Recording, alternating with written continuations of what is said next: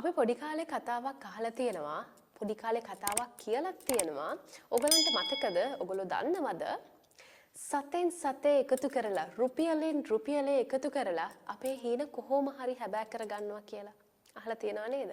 ඔව්. ඉතින් අද දවසේ සතේ රුපියලේ තියෙන ප්‍රාමාණික වටිනාකම පිළිබඳව යම් කිසි අභියෝගාත්මක තත්වයක් අපි ඉදිරියේ මුණ ගැහිලා තියෙනවා, ඉදිරියේ නිර්මාණය වෙලා තියෙනවා. හැබැයි රටේ මේ පවතින ආර්ථික අර්බුදය පිළිබඳ විවිධ ආර්ථික විශ්ලේෂකයන් විවිධ ආර්ථික මත පළ කරනවා. ඉතින් මේ මත පළ කරනකොට අපි රටක් විදිහට, සමාජයක් විදිහට, පවුලක් විදිහට අපි කොහොමද මේ අභියෝග ජයගන්නේ? හැමදාම එකිනෙකාට ඇඟිල්ල දික් කරගෙන ඉන්නවා වෙනුවට අපි කොහොමද රටේ සංවර්ධනය සඳහා ඔබේ අත මගේ අත ශක්තිමත් හස්තයක් වෙන්නේ. ඉතින් ඒ නිසා අපි හිතුවත් දවසේ බොහොම කාලීන කාලෝචිත මාතෘකාවක් පිළිබඳව ඔබව දැනුවත් කරන්න. ඉතින් ඒ සඳහා තමයි අපි මේ සෝදානම් වෙන්නේ. ඒ තමයි රටේ මේ පවතින ආර්ථික අර්බුදයකට ගෘහස්ත ඵලදායීතාවය අපි ඉහළ නංවන්නේ කොහොමද? ඔව්. ඉතින් මම හිතනවා මේ සාකච්ඡාව ඔබට අතිශයින් වැදගත් වේවි කියලා. ඉතින් විනාඩි කිහිපයක් තුළදී බොහොම හරවත් සාකච්ඡාවක් අපි ඔබට සමීප කරන්න බලාපොරොත්තු වෙමින් ඉන්නවා. ඉතින් ඒ සඳහා අද දවසේ සඳුන් අරන අපේ මැදිරියට අපි බොහොම ගෞරවයෙන් යුතුව ආරාධනා කළා. ජාතික ඵලදායීතා ලේකම් කාර්යාලය නියෝජනය කරමින් ඵලදායීතා උපදේශක කමල් කංකානම්ගේ මහත්මයාට ආයුබෝවන් සුබදැසනක් පිළිගන්නවා. දැන් ඵලදායීතාවය පිළිබඳව අපි බොහෝ කතා කරන කාලයක තමයි මේ සාකච්ඡාව ඔබට සමීප කරන්නේ. හැබැයි අපි තාමත් සමහර වෙලාවට අතරමං වෙනවා මොකක්ද මේ ඵලදායීතාවය කියන්නේ කියලා. මේ කතාවට මම හිතන්නේ ඒ ප්‍රශ්නෙන්ම අපි ප්‍රවිෂ්ටයක් ලබා ගමු. ඔව් හොඳයි පවිත්‍ර මම හිතන්නේ අතරම ඉස්සෙල්ලම ඵලදායීතා ලේකම් කාර්යාලය සම්බන්ධයෙන් වචනයක් කියන්න ඕන. කාම්කරු හා විදේශ රැකියා අමාත්‍යාංශයේ යටතේ තියෙන තවත් එක් ආයතනයක් විදිහට තමයි ජාතික ඵලදායීතා ලේකම් කාර්යාලය අපි හඳුන්වා දීලා තියෙන්නේ. ඇත්තටම ඵලදායීතා ලේකම් කාර්යාලයේ ප්‍රධානම කාරණය තමයි රටේ ඵලදායීතාව ඉහළ නැංවීමට ඒක ප්‍රචාරණය කිරීම සඳහා වැඩපිළිවෙල ගණනාවක් තියෙන ප්‍රධාන වශයෙන් අපි කරන්නේ ට්‍රේනින්, කන්සල්ටින් ඇන්ඩ් ප්‍රොමෝෂන් කියන. එහෙම නැත්නම් අපි කියනවා පුහුණුව, උපදේශකත්වයේ සහ මඟ පෙන්වීම. ඒ කාරණා ටික තමයි ප්‍රධාන වශයෙන් අපි කටයුතු කරන්නේ. එතකොට ඒ යටතේ අපි අංශ ගණනාවකට බෙදාගෙන තියෙනවා. එකක් තමයි පාසල් අංශය, ඊට පස්සේ රාජ්‍ය අංශය, ඒ වගේම ප්‍රජාංශය සහ පෞද්ගලික ආයතන, පෞද්ගලික අංශය කියලා. ඒ අංශ හරහා වෙන වෙනම අපි ඵලදායීතා පුහුණු වැඩසටහන් ක්‍රියාත්මක කරන. ඊට අමතරව උපදේශකත්වයේ සම්බන්ධ කටයුතු කරන. ඒ වගේම ප්‍රොමෝෂන්, එහෙම නැත්නම් අපි කියන ප්‍රචාරණය කිරීම සඳහා කටයුතු කරනවා. ඉතින් ඒක තමයි ප්‍රධාන වශයෙන් අපි දිගින් දිගටම කරගෙන ආවේ. නමුත් මම හිතන්නේ මේ මොහොතේ වෙනකොට පවිත්‍ර කිව්වාගේ රටේ ආර්ථික ප්‍රශ්නයක්, ඒ වගේම සමාජීය ප්‍රශ්නයක් ඇති වෙලා තියෙනවා. මම හිතන්නේ ජන ජීවිතේ අඩාල වෙලා තියෙනවා. විශාල පීඩනයකින් තමයි මේ ජනතාව දැන් මේ වෙනකොට මුහුණ දීලා තියෙන්නේ. ඔව්. විශාල පීඩනයක තමයි ඔබ අප සියලු දෙනා ජීවත් වෙන්නේ. ඉතින් එහෙම පීඩනයක් අපි කොහොමද අපේ සතුටට සංවර්ධනකාරයට දායක වෙන්නේ කියන කාරණාව පිළිබඳව තමයි අපි සාකච්ඡා කරමින් පවතින්නේ. ඉතින් ගෘහස්ත ඵලදායීතාවය අපි ඉහළ නංවන්න ඕනි කොහොමද කියන කාරණාවේදී දැන් සමාජයේ තියෙන කුඩාම ඒකකයේ තමයි පවුල කියන්නේ. අපි කොහොමද මේ පවුල එහෙමත් නැත්නම් නිවසින් මේ ඵලදායීතාවය ආරම්භ කරන්නේ? ඔව් මම හිතන්නේ අපි සමාජයේ තියෙන කුඩාම ඒකකේ පවුල. එහෙම නැත්නම් අපි කියන කුටුම්බය කියලා. ඒතර මේ පවුලේ සමාජිකයන් අම්මා, තාත්තා, දුව, පුතා, එහෙම ඊට අමතරව තවත් ළමයි ඉන්න පුළුවන්. එහෙම නැත්නම් තවත් නෑදෑ හිත මිතුරෝ ඉන්න පුළුවන්. ඒතර පවුල ගත්තාම කුඩාම ඒකකේ වුණාම එතන හරිම පහසුයි අපිට මේ කාරණේ ක්‍රියාත්මක කරන්න. අපි සමාජය ඵලදායී කරන්න ඉස්සෙල්ලා පවුලෙන් පටන්ගෙන ඵලදායීතාවයේ ඇති කිරීම තමයි වැදගත් වෙන්නේ. ඒතර අපි දන්නවා සාමාන්‍ය අපි නිවසක් ගත්තාම නිවසක තියෙන වැඩ කටයුතු. ඇත්තටම අතීතයට යනවා වගේ නෙවෙයි, දැන් මේ නිවස සංකීර්ණ තත්ත්වයටපත් වෙලා තියෙනවා. අපි කියන්නේ සාමාන්‍ය තීච්ඡ දේවල් සංකීර්ණ තත්ත්වයටපත් වුණාට පස්සේ ඒක ව්‍යාකූලයි. හරිම අමාරුයි. ඉතින් ඒක නිසා දැන් මේ මොහොතේ අපිට තියෙන අත්දැකීම ඒකෙන් මනාව පිළිබිඹු වෙනවා. බලශක්තිය කියන එක ප්‍රධාන වශයෙන් අපේ පවුල් ඒකකයේ ඇතුළට පවා ඇවිල්ලා තියෙනවා. උදාහරණ වශයෙන් අපිට කරන්ට් එක නැතුව මොකක්වත් කරගන්න බෑ. ගෑස් ටික නැතුණොත් මොකක්වත් කරගන්න බෑ. තෙල් ටික නැතුණොත් මොකක්වත් කරගන්න බෑ. ඉතින් ඒ තත්ත්වයට ආව කියන්නේ මම එක කිව්වේ සංකීර්ණ තත්ත්වයට ඇවිල්ලා තියෙනවා. උදාහරණ වශයෙන් අපි ගත්තාම අපි දන්නවා ඉස්සර අපි ඉව්වේ එළියේ. කුස්සිය තියුනේ එළියේ, ලිප තියුනේ එළියේ. ඒක නිසා දර ටික හොයාගෙන ඇවිල්ලා ලිපේ ඉව්වේ.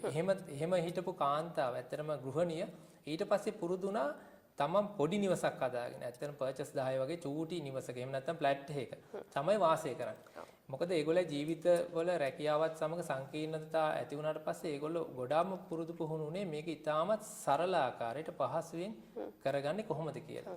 කුඩා ඉඩකඩක වැඩි ප්‍රමාණයක් වැඩ කටයුතු කරන අවස්ථාව. ඒක නිසා තමයි අපි මං හිතන්නේ ගෑස් එකට ආවේ.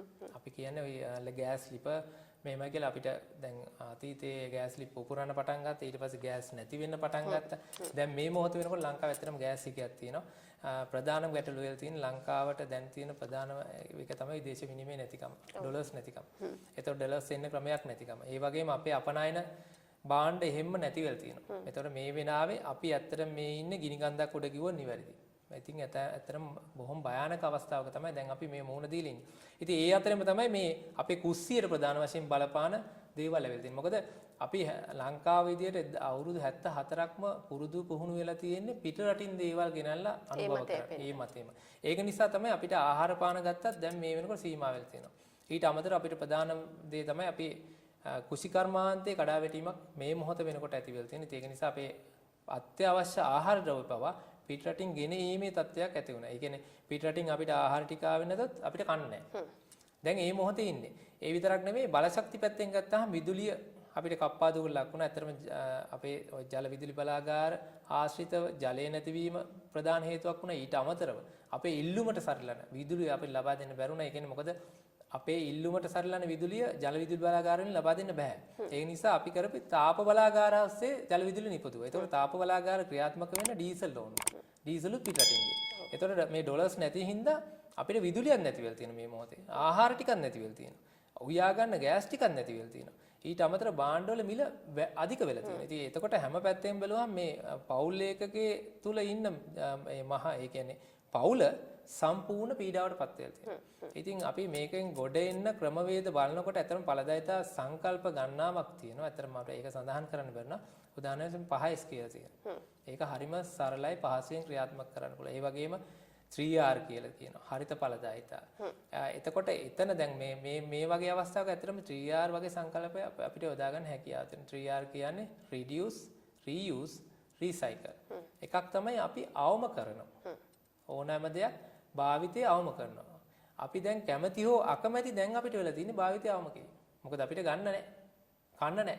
ඉතින් ඒක නිසා භාවිතය අවම කිරීම. ඒ වගේම නැවත භාවිතා කරනවා reuse කියන්නේ. එතකොට අපිට පුළුවන්කම තියෙන්න ඕන අපේ තියෙන දේවල් නැවත අලුතෙන් ගන්න නැතුව. මොකද අලුතෙන් ගන්න යනවා කියන්නේ පිටෙන් ඩොලර්ස් වලින් තමයි අපිට ගේන්න වෙන්නේ. ඒක ගන්න නැතුව නැවත පුළුවන් තරම් භාවිතා කිරීම. ඒ වගේම recycle. එහෙම නැත්නම් අපි භාවිතා කරපු දෙයක් නැවත මොකක් හරි කරලා රීසයිකල් එහෙම නැත්නම් ප්‍රතිචක්‍රීකරණයටපත් කරලා නැවත භාණ්ඩයන් නිෂ්පාදනය කිරීම සඳහා යොදා ගන්න පුළුවන්. ඉතින් මේ අවස්ථාවටපත් වෙලා තියෙන අවස්ථාවක මම හිතන්නේ ඵලදායීත සංකල්පයක් විදිහට ගත්තාම හරිත ඵලදායීත ඉතාමත් වැදගත් වෙනවා. ඒ විතරක් නෙමෙයි ගෘහයක් ගත්තාම අපි දන්නවා විදුලිය, ජලය, ගෑස් එහෙම නැත්නම් ඉන්ධන කියන ඒවා අපි ඔක්කොම පිටින් ගන්න. අපිට පිටින් ගන්න හේතු වෙලා තින්නේ අපි ගොඩක් වෙලාවට අපි ඉස්සර මං කියවනේ අර දරලි පෙව්ව කියලා. දැන් දරලි පෙව්ව යන්න බෑ. ඒ නිසා අපිට වෙලා තියෙන්නේ ගෑස් වලින්ම තමයි උයන්න වෙලා තියෙන්නේ. ඒ කියන්නේ පිටින් ගන්න වෙන්නේ. එතකොට අපි පවුලක ගත්තාම ආදායමත් වියදමත් අතර පරතරය මේ වෙනකොට ඍණ තත්ත්වයටපත් වෙලා තියෙනවා. ඒ කියන්නේ අපි ගන්න ආදායම මදි අපිට වියදම් කරන්න. එතකොට අපිට කරන්න එකම දේ තමයි අවම කර ගැනීම. එකක් අවම කර ගැනීම. ඊට අමතරව නැවත පරිහරණය කර ගැනීම. ඒක දෙක. එතකොට දැන් අපි උදාහරණ වශයෙන් විදුලිය ගත්තොත් එතන විදුලිය අපි බලන්න ඕන කොහොමද අවම කරගන්නේ කියලා. එතන විදුලිය අවම කරගන්න ක්‍රමවේද. ඇත්තටම විදුලිය ගත්තාම අපිට හරිය අවබෝධයක් නැහැ පවිත්‍ර මේ විදුලි ඒකකය කියන්නේ කොච්චරද කියලා දැනගන්න. ඒ නිසා අපි දැනගන්න ඕන බල්බයක් පත් වෙනකොට වොට් ගාන ගත්තාම කොහොමද මේ විදුලි ඒකකය නිර්මාණය වෙලා තියෙන්නේ කියලා. විදුලි ඒකකයක් කියන්නේ කිලෝවොට් එකක්. එහෙම නැත්නම් වොට් 1000ක් කියන එක. අපි දන්නවා වොට් 100ක බල්බයක් පැයක් දාගෙන හිටියොත් වොට් 100ක් යූස් කරලා තියෙනවා. ඒක පැය 10ක් දැම්මොත් යුනිට් එකක් බවට පත් වෙනවා. එහෙම නැත්නම් වොට් 1000 බවට පරිවර්තන වෙනවා. ඒක හරි සරලයි. හැබැයි අපි හැමතිස්සෙම කියන්නේ මේ පිළිබඳව පවුලේ සමාජික දැනුවත් වෙන්න ඕන. ඒ හැම කෙනෙම දැනුවත් වෙන්න ඕන අපි ලයිට් එකක් දානකොට මේ ලයිට් එකට මෙන්න මෙච්චර වොට් ප්‍රමාණයක් යනවා කියලා. ඒ කියන්නේ සාමාන්‍ය දැනීම. එතකොට ඒකෙන් මෙන්නේ මම හැමතිස්සෙම එහෙම නැත්නම් මම පවුලේ සමාජිකින් මගේ හැමතිස්සෙම හිතේ තියෙනවා මම මේ පරිහරණය කරන දේ සල්ලි තමයි කියලා. එතකොට මම ඒකට උනන්දුවක් දක්වනවා. ඒක අවම තත්ත්වේ පාත් කරගන්න. ඒකෙන් දැන් අපි සඳහන් කරන්නේ මේක නොදා ඉන්න කියලා. අපි කියන්නේ දාන්න හැබැයි අවම කරගන්න. අනවශ්‍ය විදුලි පහන් නිවා දමන්න. එතකොට අපිට පුළුවන් විදුලි බිල යුනිට් ගාන අඩු කරගන්න. ඒක අපිට පවුලක් විදිහට ගත්තාම ආර්ථික මේ වාසියක් වෙනවාට පමණක් නෙවෙයි දැන් රටක් විදිහට ගත්තාම මේ බල ශක්තිය අර්බුදයට හොඳ පිළිමයක් වෙනවා. ඉතින් ඒක නිසා විදුලිය ගත්තාම එහෙම අපිට කරන්න පුළුවන්. ඒ වගේම අපි දන්නවා දැන් ගෑස් වගේ එකක් අපිට එන්නෙම නැත්තම් සමහරවිට අපි දැකලා තියෙනවා ගෑස් වගේ එකක් පොලිමේ ඉන්න කිලෝමීටර ගණන්. හැබැයි ගෑස් සමාගම එහෙම නැත්තම් මම හිත රජයේ විසින් නිවේදනය කරනවා ගෑස් අදත් නැහැ හෙටත් නැහැ කියලා. ඒතර අපිට තියෙන ප්‍රධාන ගැටලුව තමයි ඇයි අපි කාලේ කාදමමින් පාර එහෙම නැත්තම් වහිනවා අවුවට දෙමනවා ප්‍රශ්න ඇති වෙනවා රණ්ඩු වෙනවා ඇයි මේ පොලිමේ ඉන්නේ. එතකොට අපි මේ කාලය තුල ඇයි හිතන්නේ නැත්තේ වෙනත් විකල්පයකට යන්නේ.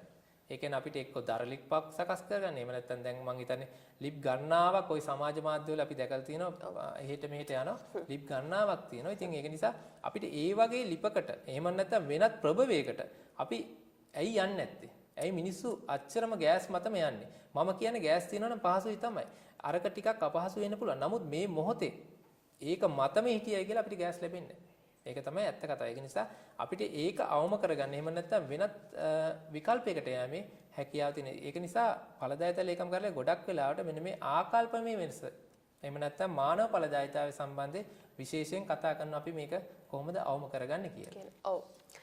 අතුරේ යන ගමනක් තමයි අපිට දැන් වර්තමානයේදී මුණ ගැහෙන්නේ. ඉතින් ඔබත් මගේ ජීවිත අතුරේ යන තැනකටපත් වෙලා තියෙනවා. ඉතින් කොහොම වුණත් අපේ ජීවිත ස්ථාවර තත්වයකට පවත්වා ගන්න අපේ චින්තනමය විප්ලවයක් අත්‍යවශ්‍යයි. අපිට හැමදේම ධනාත්මකව සිතන තාක්කල් ඔබේ ජීවිතයත් ආරක්ෂිතයි, මගේ ජීවිතයත් ආරක්ෂිතයි. ඉතින් මේ සිතුවිලි සමුදාය තුළ දැන් අපි කතා කරා ගෘහය පිළිබඳව කතා කරා. දැන් අපි කෙලින්ම ඊළඟ අපි අඩිය තියෙන පියවර තියන්නේ සමාජය පිළිබඳව. අප වටා තියෙන මේ පරිසරය පිළිබඳව. මේ දැන් පවතින රටේ ආර්ථික අර්බුදය, සමාජීය අර්බුදය සඳහා අපි පරිසරය මොන විදිහටද නිර්මාණය කරගන්න ඕනි ඵලදායීතාවය ඉහළ නංවා ගන්න. ඔව් පවිත්‍ර දැන් අපි ඵලදායීතා සංකල්පවලදී ඇත්තටම පළවෙනි ඵලදායීතාවය කියන්නේ හරිම සරල කාරණයක්. මොකද අපිට මේක අත්හරින්නම් බැරි දෙයක් තමයි ඵලදායීතාවය කියන්නේ. උදාහරණ වශයෙන් ඵලදායීතාවය අපි එක සරල ක්‍රමයකට කිව්වොත් අපිට කියන්න පුළුවන් ඵලදායීතාවය කියන්නේ නිමෝම් වල සහ යෙදවුම් වල අතර අනුපාතය කියලා. අපි ඕනම් වැඩක් කරන්න ගියොත් අපිට ඒකට යම්කිසි යෙදවුමක් යොදවන්න වෙනවා. ඒ වගේ මේ වැඩේ ඉවරුණාට පස්සේ අපිට එන්නේ නිමෝම කියන එක. මේ දෙක අතර අනුපාතය තමයි අපි මේ ඵලදායීතාවය කියලා හඳුන්වන්නේ. හරි සරලයි. එතකොට ඒක අපිට අත්හරින්න බෑ. අපි හැමෝගාවම යම්කිසි අඩු වැඩි ප්‍රමාණවලින් මේ ඵලදායීතාවය තියෙනවා. ඒතර නමුත් අපි කියන්නේ මේ ඵලදායීතාවය වැඩි දියුණු කරගන්න ඕන. ඒක ඇත්තටම continuously improvement එකක්. ඒ කියන්නේ නොනවතින වැඩි දියුණුවක් තමයි අපි බලාපොරොත්තු වෙන්නේ. එතකොට ඒකෙදි අනිත් අපි තවත් ක්‍රමවේදයකට කියනවා මේ ඵලදායීතාවය කියන්නේ effective එකයි efficiency එකයි මුහුමක් විදියට. එහෙම නැත්නම් කාර්යක්ෂමතාවයේ සහ සඵලතාවයේ මුහුමක් විදියට. ඒතර මෙන්න මේ සඵලතාවය කියන්නේ මොකද්ද? සඵලතාවය කියන්නේ නිවැරදි බව කියන එක. හරි දේ කියන එක. ඒතර මේ කාර්යක්ෂමතාවය කියන්නේ මොකද්ද? අපි ඕනම වැඩක් කරන්න ගියොත් අපිට යම්කිසි කාල සීමාවක් අවශ්‍ය වෙනවා. ඊට වැඩි වුණොත් ඵලදායීතාවය අඩු වෙනවා. ඊට අඩු වුණොත් නිවැරදි බව නැති වෙනවා. ඒක නිසා අපි හරියටම තීරණය කරන්න ඕන මේ ඵලදායීතාවයේදී කාර්යක්ෂමතාවයත් සඵලතාවයත් කොහොමද ක්‍රියාත්මක කරන්න කියලා. දැන් ධන සමාධිය ගත්තාම මේ වෙලාවේ ඇත්තටම පීඩණින් ඉන්නේ. ඒක අපි අවිවාදයෙන් පිළිගන්න ඕනේ. ඒකට අපිට මොකුත් කියන්න බෑ. මොකද සමහර මිනිස්සු කන්න බොන්න නැහැ. මොකද මං හිතන්නේ මම මේ දැන් අද උදේ නිවුස් එකක් දැක්කා. ළමයිට කන්න බොන්න දෙන්න විදියක් නැතුව දෙල් ගෙඩියක් කඩාගෙන ඒ දෙල් ගෙඩිය විකුණලා හාල් කිලෝ භාගයක් ගත්තා කියලා. ඉතින් ඇත්තට මේ සිද්ධියේදී ඒ ගෙදර මිනිස්සු මේ මනුස්සයා රල්ලන් ගහලා ඒ මනුස්සයා ගහනකොට තමයි මේ මනුස්සයා කියලා තියෙන්නේ මම මේ දෙල් ගෙඩිය කඩාගත්තේ ගෙදර ළමයිට කන්න දෙන්න විදියක් නැහැ හාල් ටික ගන්න කියලා. ඒ කියන්නේ දෙල් ගෙඩිය විකුණලා. ඒතර මෙන්න මේ වගේ සමාජයක් ජන සමාජයක් තමයි දැන් අපිට මුහුණ දෙන්නේ. ඇත්තටම පවිත්‍ර අපි දුක් වෙන්න ඕනේ. ඒ වගේම අපි බය වෙන්න ඕන මේ අනාගත ඉදිරි සති කීපේ. එහෙම නැත්නම් ඉදිරි මාස කීපේ අපි මොන වෙයිද දන්නේ මේ යන තත්ත්වය යන. මොකද අපේ මිනිස්සුන්ගේ රැකියාව අහිමි වෙලා තියෙන මේ වෙනකොට. එතකොට අද තියෙන ගාන නෙමෙයි හෙට වෙනකොට වැඩි වෙමින් පවතින. මොකද අපේ ආහාර හිගයක් වෙනවා. දැනට අපි ගාව තියෙන මේ සංචිත ටිකේ අපි පරිහරණය කරමින් පවතින. ඒක නිසා තමයි මම හැමතිස්සෙම කියන්නේ මේක අපි අවම කරගන්න. අවම කරොත් අපිට මාසෙ දුවන එක මාස දෙකක් දුවන්න පුළුවන්. හැබැයි අපි අවම නොකර අපි සුපුරුදු පරිදි ඒ ආකාරයෙන්ම ක්‍රියාකාරීව කටයුතු කරොත් අපිට මේ මාසෙ තියෙන එක මාස භාගයක්වත් දුවා ගන්න බැරි වෙනවා. තෙල් වලටත් ඇත්තට මේ වැඩේ තමයි වෙන්නේ. ඒක නිසා අපි ඒ தත්ත්වෙපත් වුණත් අපි එකිනෙකා එනකොටා ගනි. කඩවල් කඩයි. අපිට කන්න බොන නැති වෙයි. අපි එක්කෙනෙක්ගෙන මරා ගනි. ඉතින් අපි ඒ தත්ත්වයකටපත් විය යුතු නැහැ. එතකොට මම හැමතිස්සෙම කිව්වේ ඒකයි ඵලදායීතාවේ සංකල්පය අපි තියෙනවා නිවැරදි බව කියන එක. එතකොට අපි හිතන්න ඕන මම හරියටම නිවැරදි දේ දැන් මොකද්ද කරන්නේ කියලා. අපි කලබල වෙන්න ඕනේ නැහැ. ඒ නිසා ඵලදායීතාවේ සංකල්ප විදියට ගත්තාම ඉවසීම කියන එක ඉතාමත් වැදගත් වෙනවා. මොකද ඉවසීම මත තමයි මේ නිවැරදි තීන්දුව తీරන ගන්න හැකියාව තියෙන්නේ. ඒක නිසා මේ ඉවසීම කියන එක වැදගත් වෙනවා. අපි දැකලා තියෙනවා රූපවාහිනී මාධ්‍යවලත් එහෙම නැත්නම් සමාජ මාධ්‍යවලත් මේ දවස්වල ගොඩාක් සැරිසරණය වෙනවා. එකක් තමයි අපි කලබලකාරී. නේ අපි මොනවා හරි මෙලදී ගන්න ගියත් පොලිමක හිටියත් අපේ තියෙන ආවේගයත් එක්ක අපි කලබලකාරී බව වැඩි වෙලා තියෙනවා. ඒතකොට මේ ආවේගය කියන එක නිවැරදි තීන්දුව ගන්න එක නෙවෙයි. ආවේගයේදී වෙන්නේ නිවැරදි තීන්දුව අපිට ඇත්තටම පේන්නේ අර මම හිතා පවිත්‍ර කිව්වා වගේ මේ අඳුරේ අපි යන්නේ. ඒක නිසා ඒ අඳුරෙන් අපි එළියට ඇවිල්ලා ඇත්තටම නිවැරදිව බලන්න ඕන. මගේ ළමයිට කන්න දෙන්නේ මං කොහොමද? මං කන්න දෙනකොට කොහොමද කන්න දෙන්නේ? සීමාවක් ඇතුව දෙනවද? දැන් තියෙන ටික අදට විතරක් කාලේ ඉවර කරනවද? මං හෙටත් ඉතුරු කරගෙන කනවද? ඒතර ඒක නිසා සමහරලාට දැන් මං හිතන්නේ හැමෝගෙම තියෙන කතා බහක් තමයි දැන් වේල් 3ක් ආපු අපි වේල් 2කින් නවතිනවද? මොකද එක වේලක් තියාගත්තොත් ඒක ඊළඟ දවසේ වේලකට එකතු කරගන්න පුළුවන්. ඉතින් ඒක නිසා දැන් අපි හැමතිස්සෙම කියන ඵලදායීතාවය කියන්නේ දුක් විඳින්න ඕනේ නැහැ. පහසු ක්‍රමවේද නිවැරදි තීන්දුව తీරන මත අපේ ජීවිකාව පහසුවෙන් ගෙන යෑමේ ක්‍රමවේදයක්. එහෙම නැත්නම් අපි ජීවන තත්ත්වය ඉහළ කර ගැනීමේ ක්‍රමවේද. දැන් මේ මට්ටමේ ඉන්නකොට අපි දැන් මේ ඉන්නේ බිම පොළවේ. එතකොට අපි මේ ජීවන තත්ත්වය ඉහළ කරගන්න තීන්දුව తీරන ගන්නකොට ඊටමත් සූක්ෂම විදියට තීන්දුව తీරන ගන්න ඕන. ඒ කියන්නේ වැරදි තීන්දුවක් ගත්තොත් අපිත් ඉවරයි, අපේ පවුලත් ඉවරයි. ඒ වගේම සමාජයත් ඉවරයි, රටත් ඉවරයි. ඒක නිසා තීන්දුව తీරන ගැනීමේදී ඊටමත් සංවේදීව කටයුතු කරන්න. ඒ විතරක් නෙවෙයි අපි දන්නවා අපේ තියෙන ඇත්තම ගෘහස්ත ඵලදායීතාවය යටතේ ওই හරිත ඵලදායීතාවය. එතකොට අපි ගොඩක් වෙලාවට කියන්නේ දැන් gedara Tamanට වවා ගන්න පුළුවන් දේ තියෙනවා. අපි gedara වවමු. එතකොට සමහරලාට gedara වවා ගත්තාම gedara ස්වයංපෝෂිතයි ආහාරවල. අපි ගොඩාක් දේවල් කන්නේ නැහැ. ඒක නිසා අපි පොඩ්ඩක් ඉතිරි කරමු හෙටට. ඉතිරි කළා අද පමණක් නෙමෙයි හෙටක් තියෙනවා කියලා හෙට පවුලේ කට්ටියටත් කන්න පුළුවන් විදියට වවා ගමු. හැබැයි සමහර වෙලාවට වවනකොට අපි ගාව අතිරික්ත වෙනවා. ඒ නිසා අපි අන් අයටත් ඒක දෙමු. අපේ අසල්වාසීන්ට දෙන්න පුළුවන්. එහෙම නැත්නම් සමාජයට දෙන්න පුළුවන්. ඒක දෙනකොට අපි සාධාරණ යම් කෙනෙකුට මුදලක් අවශ්‍ය නම් සාධාරණ ගානකට දෙමු. මොකද දැන් වෙලා තියෙන්නේ කිසිම සාධාරණ ගානක් නැහැ. Tamanට හිතුමතේ ඕනෑම දෙයක් වැඩි කරමින් යන කාලයක්. එතකොට අපි හිතන්නේ නැහැ මම විතරක් ජීවත් වෙනවා කියලා. ඒක හරිම අසාර්ථක තීරණයක්. මොකද කවදාවත් මේ සමාජය තුල තනි කෙනෙකුට ජීවත් වෙන්න බෑ.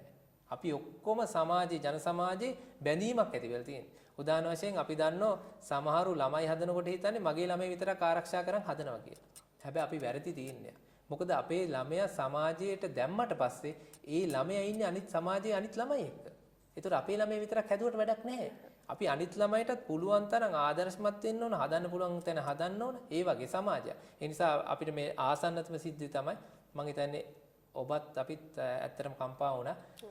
බණ්ඩාරගම් පැත්තේ ඔව් බණ්ඩාරගම් ප්‍රදේශයේ වෙච්ච සිදුවීම. ඉතින් ඒක නිසා මේ සිදුවීම් හැම සිදුවීම් දාමයකම ප්‍රධාන ප්‍රතිඵලය අන්තිමට ශෝකනීයයි. ඒක නිසා අපි තීන්දුව తీරන ගන්නකොට සමාජයක් විදියට ඵලදායීතාවයේ කොහොමද කෙසේද කරන්නේ කියලා මම කියන එකපාරක් නෙමෙයි 10 පාරක් හිතන්න මේ මොහොතේ. මොකද අපි මොනවද මේ සමාජයේ විසින් අපි කරන්න ඕන දේත් අපිට සමාජයේ විසින් ලබා ගන්න ඕන දේත් අතර වෙනස කොහොමද අපි තේරුම් ගන්න කියලා.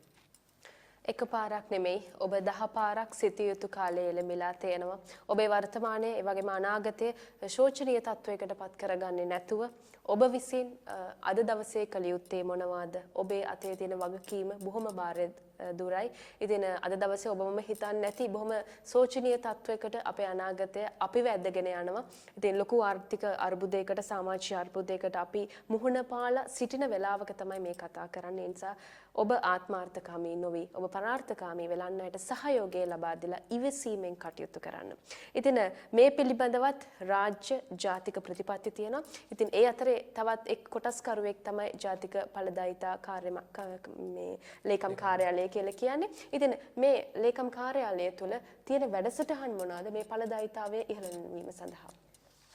ඔව් මම හිතන්නේ මේ මොහොතේ දැන් මේ තියෙන ආර්ථික ප්‍රශ්නත් ඒ වගේම සමාජීය ප්‍රශ්නත් නිසා ඇත්තටම ජාතික පළදාතා ලේකම් කාර්යාලය අපි තීරණය කරා සුවිශේෂී වැඩසටහනක් ක්‍රියාත්මක කරන්න මේ වෙලාවේ. ඇත්තටම මම කියන්න ඕනේ මෙතෙන්දී අපි රජයේ ආයතනයක් නිසා අපිට මුදල් අතපත ගන්න බෑ.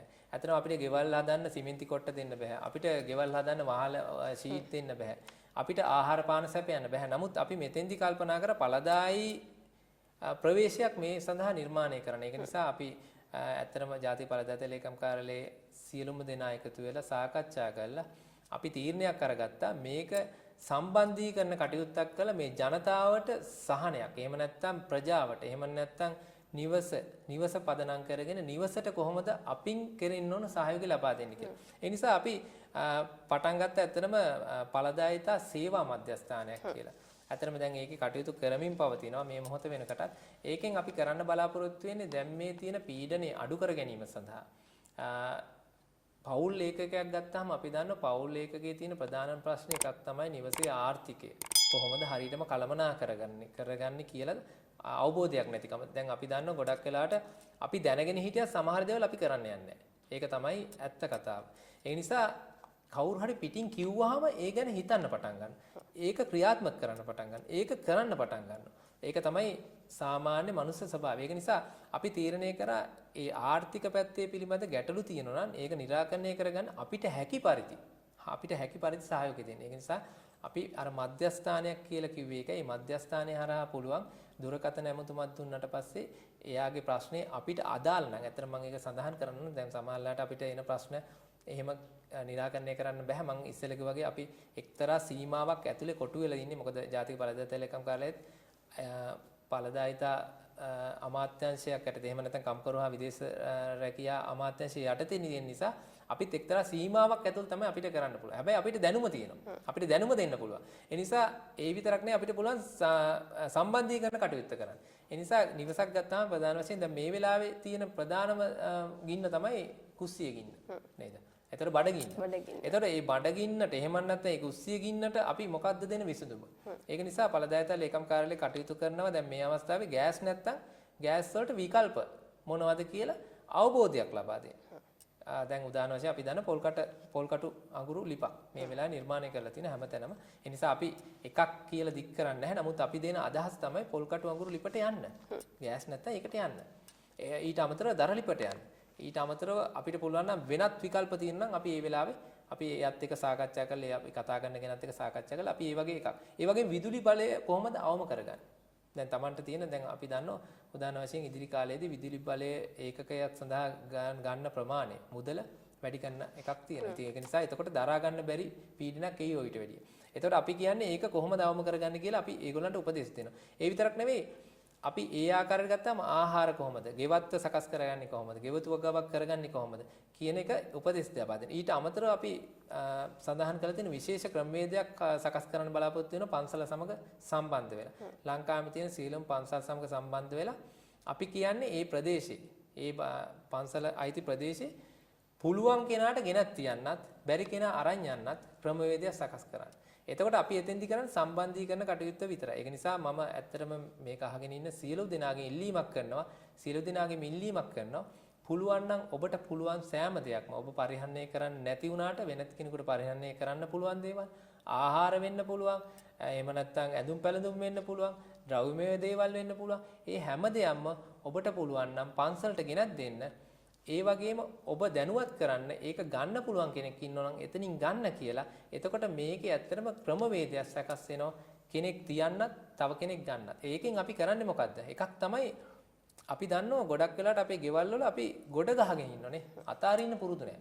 මොකද අපි හැමතිස්සෙම ගොඩ ගහගෙන එකතු කරගෙන ඉන්න තමයි හරි කැමති. හැබැයි සමහරවිට අපි කවදාවත් පාවිච්චි කරන්නේත් නැහැ. හැබැයි තව කෙනෙකුට ඒක පාවිච්චි කරන්නත් පුළුවන්. අපි හොඳටම දන්නවා. හැබැයි ඒ වුණාට මට අතාරින්න හිතෙන්නේ නැහැ. ඒක නිසා මේක අත්හැරීමේ පුරුද්දක් විදිහට ගන්න පුළුවන්. ඒ වගේම අපේ ගෙදර අනවශ්‍ය දේවල්. ඒ කියන්නේ ගෙදර අනවශ්‍ය කියන්නේ තව කෙනෙකුට පාවිච්චි කරන්න පුළුවන් අනවශ්‍ය දේවල් ඉවත් වීමේ ක්‍රමවේදයකුත් මෙතන තියෙනවා. ඒක නිසා හරිම පහසුයි. ඒ වගේම අපි දන්නවා මේකේ ඇත්තටම අපි දකින්න නැති දෙයක් තියෙනවා. මොකද මේකේ සැඟවිච්ච දෙයක් අපි දන්නවා දැන් මේ මොහොත වෙනකොට සාමාන්‍ය මධ්‍යම පාන්තිකයාටත් ඉතාමත් අපහසුතාවයට පත් වෙලා තියෙනවා. අපි දන්න ඊට එහා ගිය පහළ පාන්තිකයා. ඒ කෙනාට කන්න බොන්න නැහැ. මම අර මේ ප්‍රෝග්‍රෑම් එක පටන් ගන්නකොට කිව්වා වගේ සමහර වෙලාවට හොරකම් කරන්න පටන් ගන්නවා. නේ?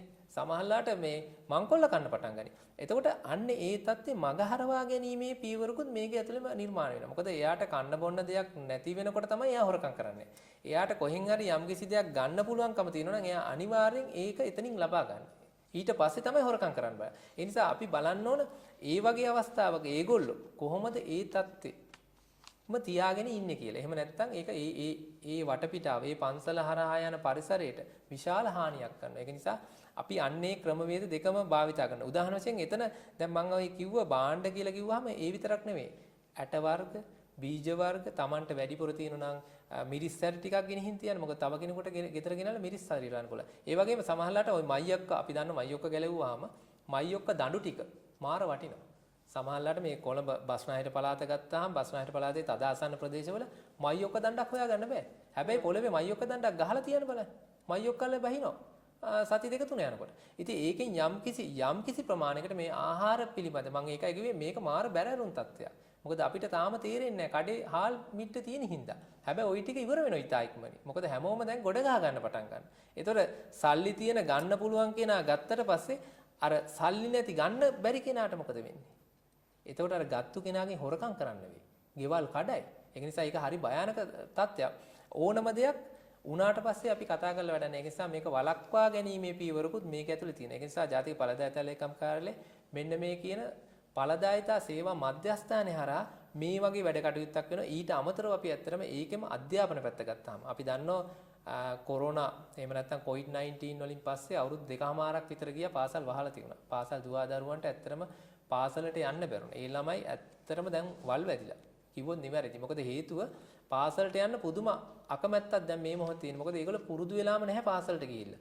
ඒ නිසා ඒගොල්ලේ අධ්‍යාපනය කඩා වැටලා. ඒ නිසා අපි ඒකටත් පීවරක් විදියට ඇත්තටම අපේ Facebook, YouTube, වෙබ්සයිට් එක, ඊට පස්සේ ටෙලිෆෝන් ලයින්ස්, ඊට පස්සේ සමාජ මාධ්‍ය දාලා හරහා අපි පුළුවන් තරම් ළමයිට ඉගෙන ගන්න පුළුවන් ක්‍රමේ. එහෙම නැත්නම් Zoom meeting හරහා උගන්වන්න ක්‍රමවේද භාවිතා කරන අපි මේකෙදි උත්සාහ කරනවා. ඉතින් ඒක නිසා මෙන්න මේ කටයුතු සෑම දෙයක්ම අපි කර ගැනීම සඳහා තමයි ජාතික පළදායිතා ලේකම් කාර්යාලය මේ වන විට මේ තියෙන තත්ත්වයක් එක්ක අපි උත්සාහ කරන්නේ. ජාතික පළදායිතා ලේකම් කාර්යාලයේ සූදානම අන්නේ විදිහ. ඉතින් ජාතික ප්‍රතිපත්තීන් ආරක්ෂා කරලා රටට ලංකාවට වැඩක් වෙන විදිහේ වැඩපිළිවෙලකට ඌන් උර දෙන්නේ අද දවසේ මෙන්න මේ විදිහට. ඉතින් අද දවසේ දරිද්‍රතාවයේ නිර්මාණය වෙමින් පවතින යුගයක්. හෙට දවසේ දරිද්‍රතාවය සඳහා අනිවාර්ය මිදහසර තියෙන කාලයක්. ඒ විතරක් නෙමෙයි ඒ හරහා විශාල අපරාධ රැල්ලක් ඇති වෙන්න පුළුවන්. ඉතින් අවදානමත් එක්ක එදා ලංකාව හැඳුනුනේ ස්වයංපෝෂිත ආර්ථික රටාවකට හිමිකම් කියන පෙරදිග ධාන්‍යාගාරය කියලා. හෙට දවසේ ඒ ධාන්‍යාගාරය නැවතත් අපේ රට තුල ස්ථාපිත කරන්න. අතීතගත ඒ ඉතිහාසයේ නොමැකෙන සලකුණු අප අතර ඉතුරු කරන්න කොහොමද පළදායිතාවය අපේ ලංකාවේ නැවත වතාවක් ඒ ආකාරයෙන් බිහි කරන්නේ? ඔව් ඇත්තටම ඒක සැලසුම් සහගතව කළ යුතු දෙයක්. ඒක කෙටි කාලීන සහ මධ්‍ය කාලීන සහ දිගු කාලීන ආකාරයට බෙදාගෙන කටයුතු කර යුතුයි. මේ මොහොතේ අපි ඇත්තටම කෙටි කාලීනව ගත්තොත් මම හිතන්නේ දැන් හැමතැනම කෘෂිකර්ම අමාත්‍යාංශයත් අනිකුත් සෑම තැනින්ම කියන්නේ මේ වගා සංග්‍රාමයේ සම්බන්ධය. ඒ කියන්නේ හැමතැනම අපි වගාකමු කියන අදහස් තියෙන්නේ. මොකද වගා කරන තරමට අපිට පිටින් ගේන එක අවම කරගන්න හැකියාව තියෙනවා. ඒ විතරක් නෙවෙයි මේ රට ගත්තාම මේ භූමිය ගත්තාම මේ පස ගත්තාම ඕනම බීජයක් නිකන් දාලා බලන්න පැලවෙනවා. ඉතින් ඒක නිසා අපිට ඊටමත් හරිම පහසුයි. මොකද වර්ෂාපතනය ගත්තත් ලංකාවේ එහෙම නියගයන් ලොකුවට ඇති වෙන්නේ නැහැ.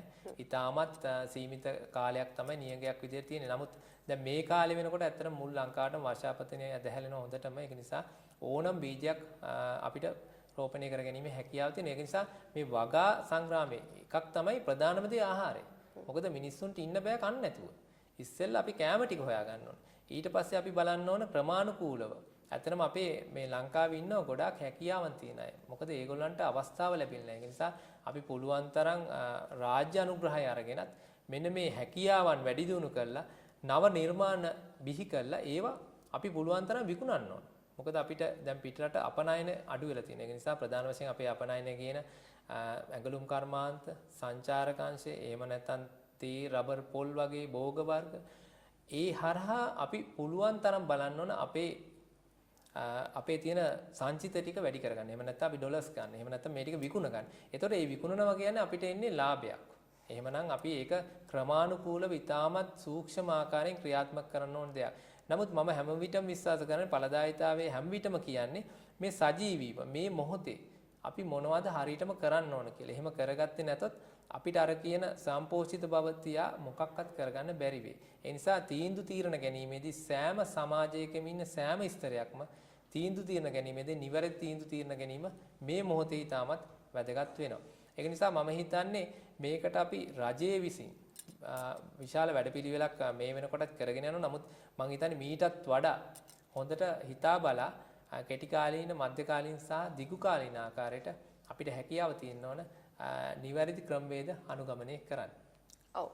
දැන් මේ බලාගෙන ඉන්න ප්‍රේක්ෂකයන්ට යම් කිසි උනන්දුවක් ආසාවක් ඇති වෙන්න පුළුවන් මේ ජාතික ඵලදායීතා ලේකම් කාර්යාලයේ විසින් දියත් කරන මේ වැඩසටහන් වලට අපි කොහොමද සම්බන්ධ වෙන්න ඕනි කියලා. ඉතින් ඒ සඳහා සම්බන්ධ වෙන්න පුළුවන් මාර්ග තියෙනවාද? අපි මේ පිළිබඳවත් අපේ ප්‍රේක්ෂකයන්ව දැනුවත් කරමු. ඔව් ඇත්තටම මම හිතන්නේ අපිට පුළුවන් දුරකථනයෙන් අමතනවා නම් 011 218 60 31 එහෙම නැත්නම් 011 218 60 32 යන දුරකථන ඇමතුම් වලින් අපිව සම්බන්ධ කරගෙන ඔබගේ තියෙන ඵලදායී ප්‍රශ්න පිළිබඳව. මොකද මම ඒක පැහැදිලිව සඳහන් කරනවා. මොකද සමහර දේවල් අපිට කරන්න බෑ. රස්සාවක් ඉල්ලුවට අපිට රස්සාවක් දෙන්න බෑ. අපෙන් සල්ලි ඉල්ලුවට අපිට සල්ලි දෙන්න බෑ.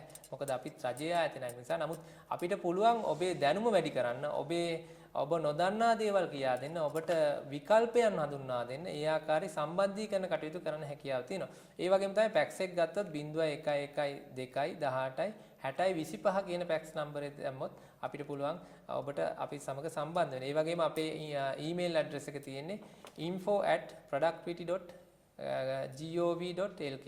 එහෙම නැත්නම් info@productivity.gov.lk කියන ඊමේල් ඇඩ්‍රස් එකට අපිට එව්වත් අපිට පුළුවන් ඔබ හා සම්බන්ධ වෙන්න. ඒ වගේම අපේ වෙබ්සයිට් එක තියෙනවා productivity.lk කියලා. ඒකට ආවත් පුළුවන්. ඒ වගේම අපේ Facebook account එක තියෙනවා productivity කියලා. ඉතින් ඒක හරහා තව ඔබට පුළුවන් අපි සමග සම්බන්ධ වෙන්න. ඒ ආකාරයෙන් සම්බන්ධ වෙලා අපිත් සමග මෙන්න මේ සම්බන්ධීකරණ කටයුතු කරන්න. ඒ වගේම ඔබේ තියෙන වැඩිපුර දේවල් අනිත් කෙනෙකුට දෙන්නත් අනිත් කෙනාට ඒවා ගන්න ආකාරයට දැනුවත් කරන්න. මොකද මේක මාධ්‍යමකින් තමයි අපි ඇත්තටම දැනුවත් කිරීම කරන්න ඕන. අපිට පුළුවන් සම්බන්ධීකරණ කටයුතු කරලා දෙන්න. ඒ වගේම මම කියන්න ඕන අපේ ප්‍රාදේශීය ලේකම් කාර්යාලවල ඉන්න ඵලදායීතා සංගන්ධ නිලධාරීන්. සමහර ප්‍රාදේශීය ලේකම් කාර්යාලවල දෙන්න බැගින් ඉන්නවා. සමහර ඒවා එක්කෙනා බැගින් ඉන්නවා. ලංකාවේ තියෙන ප්‍රාදේශීය ලේකම් කාර්යාල 314ෙම මේ ආකාරයට විසිරුණු අපිට 700ක් වගේ නිලධාරීන් පිරිසක් ඉන්නවා. ඒක නිසා අපිට පුළුවන් ඒගොල්ලෝ හා සම්බන්ධ වෙලත් කටයුතු කරන්න. ඒ නිසා ඔබේ ළඟම තියෙන ප්‍රාදේශීය ලේකම් කාර්යාලයේ ඵලදායීතා සංගම් නිලධාරීන් හරහාත් මේ කටයුත්ත පිළිබඳ දැනුවත් වෙන්න ඔබට හැකියාව තියෙනවා. ජාතික ඵලදායීතා ලේකම් කාර්යාලයට ඔබව සම්බන්ධ වෙන්න පුළුවන් මාර්ග කමල් මහත්මයා බොහොම පැහැදිලිව සඳහන් කළා. ඉතින් ඒ පිළිබඳව අද දවසේ ඔබ දැනුවත් කියලා අපි විශ්වාස කරනවා. ඉතින් මේ විශ්වාසයත් එක්ක අපි දැන් අද දවසේ කාලීන මාතෘකාවක් ඔබට බොහෝ සෙයින් හිතන්න යමක් ඉතුරු කරන මාතෘකාවක් පිළිබඳව තමයි කතා කළේ. මම ඔබතුමාගෙන් අවසාන වශයෙන් අහන්න කැමති අපි බලන් ඉන්න ප්‍රේක්ෂකයන්ට අපි අවසානයේ අපේ රට නැවත යථා තත්ත්වයටපත් කරන්න අප කරන්න ඕනි මොනවද? ඔව් ඇත්තටම මේ එහෙම කතා කරාම අපිට මතක් වෙන්නේ අපිට මේ තියෙන්නේ ලංකාව විතරයි. නේ. වෙනත් ජාතීන්ට වෙනත් රටවල් තියෙන පුළුවන්. අපිට තියෙන ලංකාව විතරයි. අපි ශ්‍රී ලාංකිකයන්. ඒ නිසා මම හැමතිස්සෙම කියන දෙයක් තමයි අපිට මේක අත් නොහල යුතුයි. අතාරින්න බෑ. අපිට මැරෙන්න බෑ. අපි ජීවත් වෙන්න ඕන. ඒ නිසා අපි බලන්න ඕන අපි ජීවත් වෙන්න මොනවද කරන්න කියලා. සමහරලාට අපේ තීච්ච පරණ පුරුදු අපිට අත්හරින්න වෙයි. ටික කාලයකට හෝ ඒක නිසා අපේ පරණ ක්‍රමවේද අපිට අත්හරින්න වෙයි ටික කාලයකට හෝ. ඒ නිසා නව ක්‍රමවේද වලට අර පිළිමැස්ම තවත් කෙනෙකුට එක්ක සහයෝගයෙන් කටයුතු කිරීම, ඉවසීම කියන ගතිගුණ ප්‍රගුණ කරන්න වෙයි. එහෙම කරන්නේ නැතොත් අපි එකිනෙක අනකොටා ගත්තාම අන්තිමට අපිට ඉතුරු වෙන දෙයක් නැහැ. ඒක නිසා සමාජයක් විදිහට ගත්තාම අපි ඇත්තට මේ වෙලාවේ නිවැරදි තීන්දුව తీරන ගැනීම වැදගත් වෙනවා. ඒක සමාජයේ ඉන්න ඉගෙන ගත්තද නැද්ද කියලා ભેදයක් නැහැ. සෑම දිනාටම පොදු න්‍යායක් වෙනවා. ඒක නිසා මම හැමතිස්සෙම මහජනතාවගෙන් ඉල්ලන්නේ ඉවසීමෙන් නිවැරදි තීන්දුව తీරන අරගෙන හොඳට කල්පනා කරලා බලලා එකවරක් නෙවෙයි 10 වරක් හිතලා කටයුතු කරන්න කියලා. එකවරක් නෙමෙයි 10 වරක් හිතලා කටයුතු කරන්න. මේ ඔබෙත් අපෙත් ජීවිත. ඒ වගේම අපේ ලංකාව අපි පරිස්සම් කරගන්න ඕන. ලංකාවේ අපි ජීවත් වෙන්න අපිට තියෙන එකම අවශ්‍ය රට මේ ලංකාව විතරයි. ඒ නිසා හෙට දවසේ වගකීම බාර ගන්න ඉන්නේ ප්‍රේක්ෂක ඔබ. ඉතින් මාධ්‍ය මෙහෙවර විදිහට අද දවසේ මාධ්‍ය වගකීම මේ විදිහට අපි සාක්ෂාත් කරගත්තා. ඉතින් ඒ පිළිබඳව අද දවසේ ඔබව දැනුවත් කරන්න අපි ගෘහස්ත ඵලදායිතාව කොහොමද ඉහළ නංවන්න ඕනි කියන කාරණාව පිළිබඳව අද දවසේ ඔබව දැනුවත් කරන අපේ මැදිරියට අපි ගෞරවයෙන් යුතුව ආරාධනා කරපු ජාතික ඵලදායිතා ලේකම් කාර්යාලය නියෝජනය කරමින් ඵලදායිතා උපදේශක කමල් කංකානම්ගේ මහත්මයාට බෙහෙවින් ස්තුතිවන්ත වෙනවා. ආයුබෝවන් කියලා සමුදෙනවා. ඉතින් යුගයේ අවශ්‍යතාවයක්, කාලීන අවශ්‍යතාවයක් ඔබේ ගෙදරින් පටන් අරගෙන හෙට දවසේ අපේ ආර්ථික ශක්තිමත් කරන්න මේ කතා බහම පිටුවහලක් වේවා කියලා අපි බලාපොරොත්තු වෙන අපි දැන් ලබා ගන්නවා කෙටි විරාමයක්.